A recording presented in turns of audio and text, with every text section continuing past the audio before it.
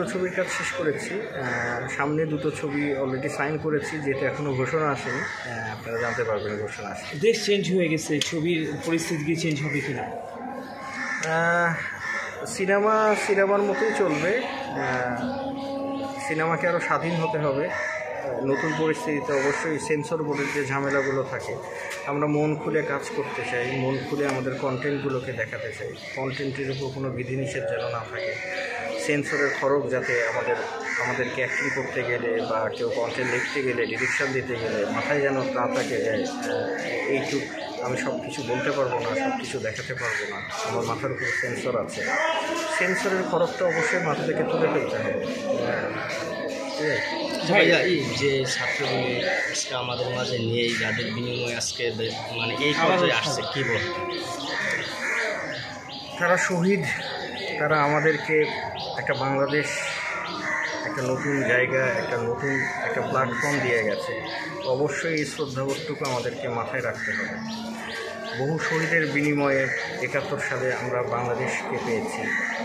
আবার নতুন করে এতগুলো ছাত্র একটি সুন্দর বাংলাদেশ, একটি স্বপ্নের বাংলাদেশ, একটি মুক্ত চিন্তার বাংলাদেশ, একটি নতুন বাংলাদেশ গড়ার জন্য নিজের জীবন যে অকাতরে তারা দিয়ে দিলেন, এত সহজে ভুলে গেলে তো চলবে না। প্রতি মুহূর্তে তাদেরকে মনে রাখতে হবে।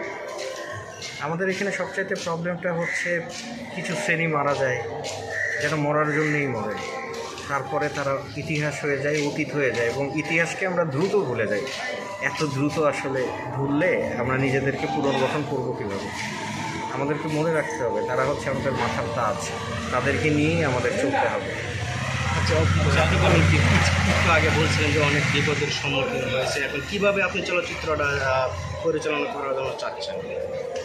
আমি তো বললামই, আমি তো অলরেডি অ্যান্সার দিয়ে দিয়েছি। সেন্সর বোর্ডের যে খড়গটা মাথার উপর ঝুলতে থাকে, এটাকে একদম দূর করতে হবে। আমরা বলতে চাই, আমরা বলাতে চাই, আমরা জনগণের জন্য মেসেজ দিতে চাই। সেটা যারা যেই দলই ক্ষমতায় থাকুক না কেন, তাদের বিপক্ষে গেলেও সেন্সর বোর্ড যেন আমাদের বিপক্ষে না যায় তাদের সাথে। Thank you. আরেকটা কথা, আপনি একজন অভিনয় শিল্পী, দেশব্যাপী আপনাকে মানুষ চেনে, কিন্তু সংঘাতের ব্যাপারে যদি আপনি আপনার জায়গা থেকে একটু বলতেন সবাইকে সংযম থাকার জন্য। এখন যে ভাঙচুর হচ্ছে, এটা হচ্ছে এই বিষয়ে একটি দেশ, এই যে কিছুক্ষণ আগে কথাগুলো বললাম, এটা দেখার জন্যেই কি এতগুলো তরতাজা প্রাণ জীবন দিল, এতগুলো মানুষ ইনজুর্ড হলো, এত ধ্বংস। কাকে ধ্বংস করছি সেটা তো আগে দেখতে হবে। ওটা ভাই আপনার পকেট থেকেই যায়, ওই ট্যাক্সের টাকাগুলো। রাষ্ট্রীয় সম্পত্তি আমরা কেন ধ্বংস করব? ওটা তো আমার জিনিস, ওটা আপনার জিনিস। যে এসে বলবে যে ওটা আমার, আসলে তো এগুলো কারো না, এগুলো আমাদের জিনিস। নিজের ঘরকে আমরা ধ্বংস করে ফেলতে পারবো? নিজের প্রতিবেশী, আমার ভাই, আমার বোন, সে যে ধর্মেরই হোক না কেন, তাকে রক্ষা করার দায়িত্ব তো আমাদের সবার। নিজের ঘরকে আমরা ধ্বংস করব? একবারও ভুলে যাচ্ছেন কেন? মানে পৃথিবীর বিভিন্ন জায়গায় এইরকম সংঘাতময় পরিস্থিতি উত্তরণের পর আমরা দেখি অ্যাক্সিডেন্ট লুটেরা সবসময় রেডি থাকে লুট করার জন্য। এরা কখনো কোনো কারো দলের হতে পারে না, এরা কখনো কোনো দলের না, এরা সবসময় লুটেরা শ্রেণী। যে পর্যায়ে থাকুক না কেন, যে সরকার, যে সিস্টেমে আসুক না কেন, লুটেরা শ্রেণী সবসময় 24 শ্রেণী থাকে, কখন লুট করব। এগুলোর বিরুদ্ধে সচেতন থাকতে হবে আমাদের।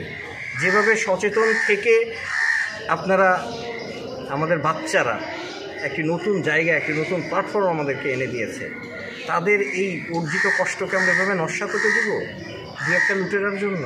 যেভাবে আমরা সজাগ ছিলাম সেভাবে আমরা সজাগ থাকি। প্রতিটি পাড়া, মহল্লায়, ওয়ার্ডে আপনারা নিজেরা গ্রুপ করে রেডি থাকুন। যে কোনো লুটেরা আসলে তাদের উদ্দেশ্য আমাদের নস্যাৎ করে দিতে হবে। এটাও কিন্তু আমাদের স্বাধীনতার অংশ। স্বাধীনতা অর্জন করা সহজ, হয়তো সহজই, কিন্তু একে ধরে রাখা এত কিন্তু সহজ নয়। Thank you.